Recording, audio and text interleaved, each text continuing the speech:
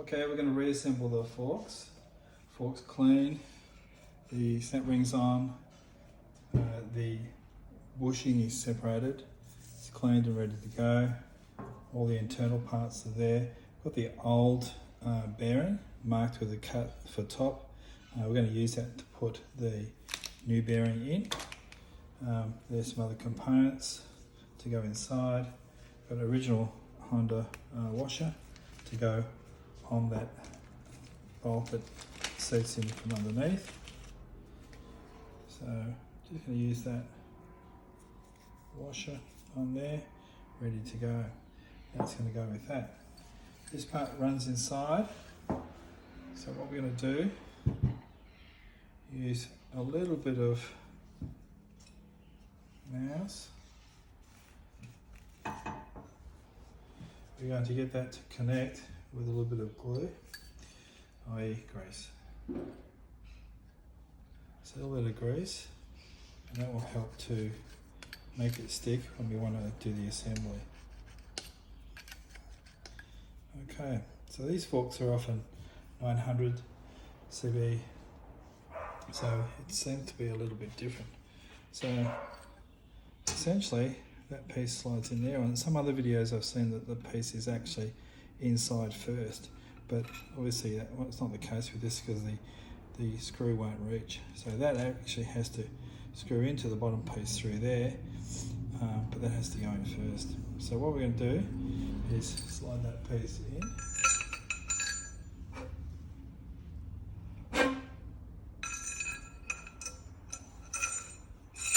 All the way to the bottom.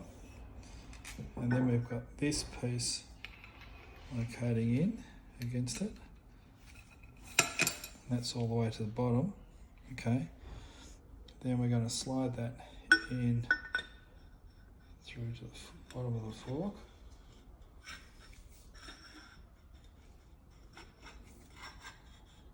It's a snug fit, but it's spinning, meaning that the bushing's not in yet, but we need that all the way down.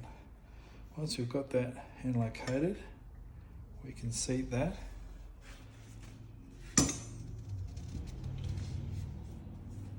And use our hex bolt to get it started. We don't want to do it up tight, we want to get it started.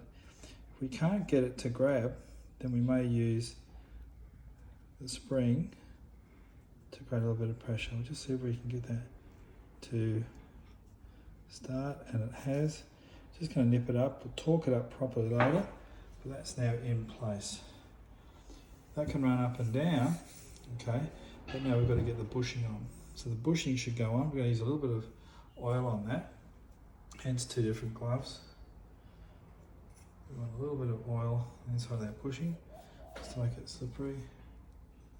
We'll slide that bushing down. Now that's got to seat properly in there.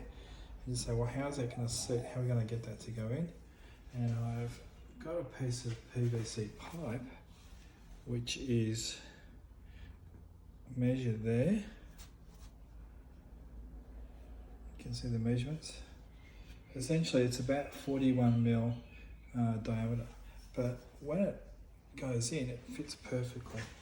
So what we're going to do is slide it over and just push that bushing in. It fits really nicely. We'll need the pipe again for the seal. So now we have the bushing in place. It's protecting it. That's nipped up at the bottom. We've got that little oil seal and the new copper ring there. The next piece to go in is that retaining sort of cup for the seal. So we're going to nicely slide that down. That will sit neatly in the space from the top. The next thing to go on is the new seal. We want a little bit of oil on that. Noticing which way is which. There is a steel spring on that side and on that side, but the steel spring is closer to the surface. And that mimics what I've done there, is take the old one off and mark it with a cut with some pliers, and you can see the spring is closer to the top and that side is deep. That's the bottom side, that's top up that way. So that's the way that the seal goes in. That's the bottom side, that's the top side, knowing that you can see the spring is closer to the surface. So we're going to use a little bit of oil, one glove inside of the seal and on the outside. We're just rolling that around. We're going to slide that nicely over.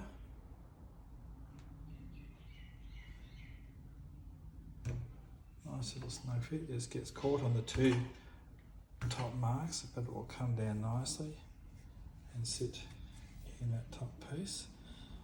So we push it down. It has to go far enough down to get the circlip in, but it's not going to be pushed easily. So we use the old seal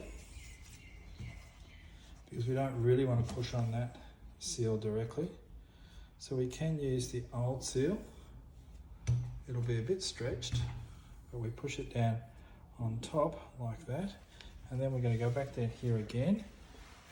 And we're going to use our PVC pipe just as a seal pusher. We knock it down firmly.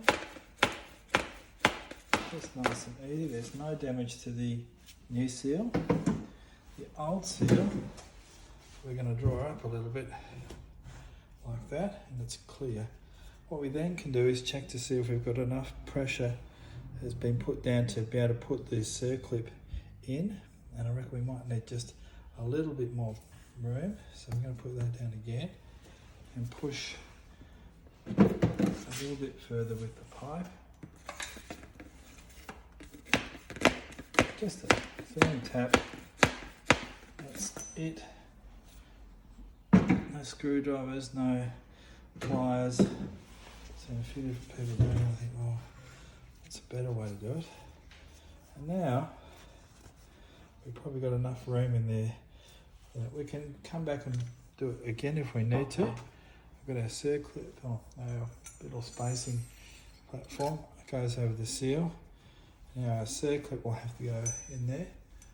Circlip, some people call them snap rings, circlips, and we use circlip pliers just to close the circlip up, slide it in, and it should be in place.